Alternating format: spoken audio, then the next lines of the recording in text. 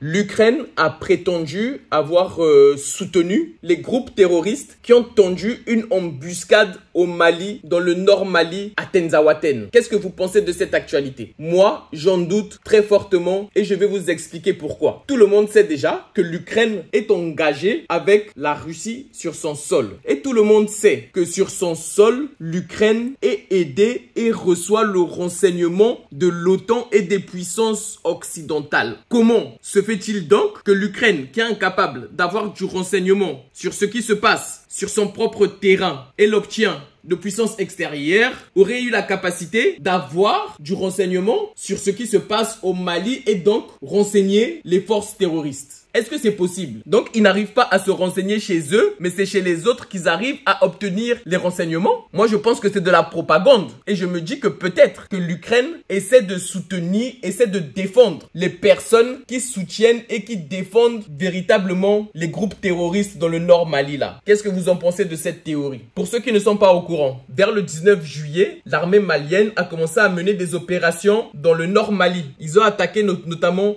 la localité d'Inafarak qu'ils ont repris aux mains des terroristes. Et maintenant, en se rendant vers la ville de Tenzawaten, ils sont tombés dans une embuscade. S'en est suivi de violents combats qui ont duré pendant 3 jours et 3 nuits pleines. Et on a tout entendu pendant cette période. Et moi, je me suis toujours posé une question. Parce qu'il y a beaucoup de médias occidentaux qui relayaient ce que disaient les terroristes. Et donc, je me dis, sont-ils en contact avec les terroristes? Si oui, pourquoi, étant en contact avec des criminels, ils ne remontent pas les informations pour que ces criminels-là soient arrêtés, que ce soit au niveau de l'OTAN ou des forces européennes ou américaines? S'ils sont en contact avec eux et qu'ils peuvent passer leur message, pourquoi ils ne donnent pas le filon? C'est quand même bizarre cette histoire, non? Bon, dites-moi dans les commentaires ce que vous en pensez. Pendant cette embuscade, le Mali a déclaré que les terroristes ont reçu de l'aide venant d'Algérie en fait. Ils ont reçu de l'aide et des troupes qui les ont renforcés et qui les ont permis de poursuivre l'attaque en fait. Et donc cette attaque, cette embuscade a fait de nombreux morts du côté malien, du côté russe et du côté des terroristes. Mais le Mali s'est ensuite expliqué dans un communiqué que je vais vous lire à la fin de cette vidéo. Et le 29 juillet, le Mali s'est coordonné avec le Burkina Faso et ils ont mené des frappes aériennes sur la ville de Tenzawaten qui a occasionné de nombreuses pertes humaines et matérielles dans le rang des terroristes. Ils ont été envoyés en enfer, le seul endroit où ils méritent de vivre. Je suis désolé, hein.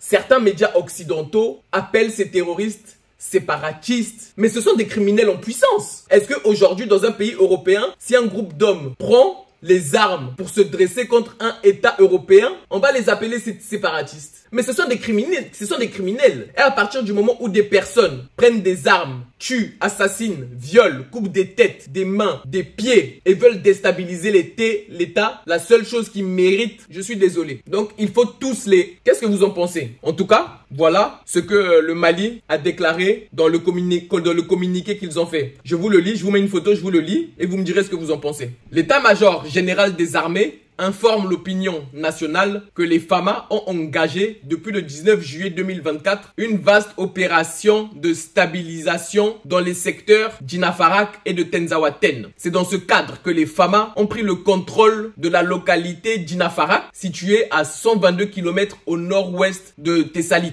le 22 juillet 2024. Après Inafarak, le cap a été mis sur Tenzawaten, situé à 233 km au nord-ouest de Kidal, à la frontière algérienne, et dans laquelle des groupes armés terroristes sévissaient contre la population civile avec des rackets, des vols, le blocage de convois logistiques destinés à approvisionner les principales villes du nord. Le jeudi 25 juillet 2024, les FAMA rencontrent une première attaque terroriste. Leur vive réaction permet de repousser cette attaque et d'infliger de lourdes pertes humaines et matérielles à l'ennemi. L'ennemi affaibli était en débandade. Après ce premier échec des terroristes, les conditions météorologiques ont fortement influé sur la situation. Une nuit orageuse marquée par des tempêtes de sable dans la zone ont permis à la coalition terroriste de se réorganiser et de recevoir des renforts de tous les groupes terroristes de la sous-région. Ainsi, le 26 juillet 2024, les combats ont doublé d'intensité. Les groupes armés terroristes, regroupés dans une coalition opportuniste, comprenant le IGS et le GSIM, ont lancé plusieurs véhicules kamikazes contre nos forces. L'unité Fama a été encerclée par la coalition des forces terroristes du Sahel et de violents combats se sont engagés avant l'arrivée de renforts. La bravoure et la détermination exemplaire de nos soldats n'ont pas permis d'éviter un nombre important de pertes en vies humaines et matérielles. Nous tenons à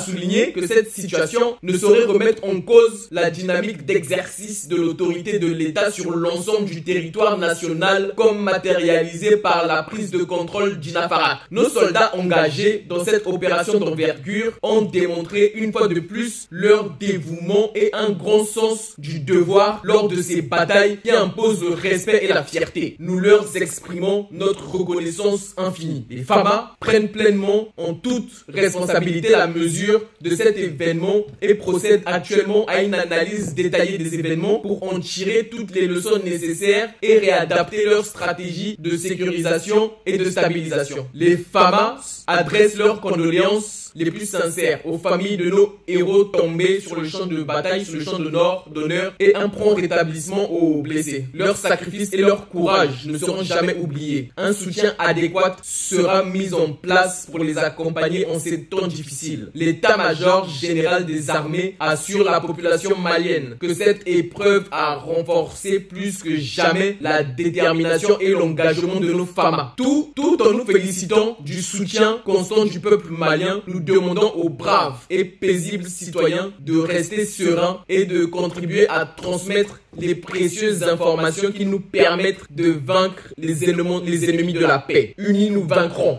Vive les FAMA et paix à tous les héros tombés sur le champ de bataille pour défendre la souveraineté du Mali. En tout cas, le Mali a remporté une victoire très importante contre les groupes terroristes et contre les personnes qui les financent. Ces personnes-là sont nues et ont les fesses à l'air. Elles se sont fait fesser. Elles ont pris la fessée du Mali. Et nous demandons aux forces armées maliennes de continuer à se battre comme ça pour l'Afrique et pour le Mali. C'est Richie Bateke. Si tu as apprécié la vidéo, abonne-toi, like la vidéo, commente et on se dit à bientôt pour une prochaine vidéo d'actualité internationale et d'analyse.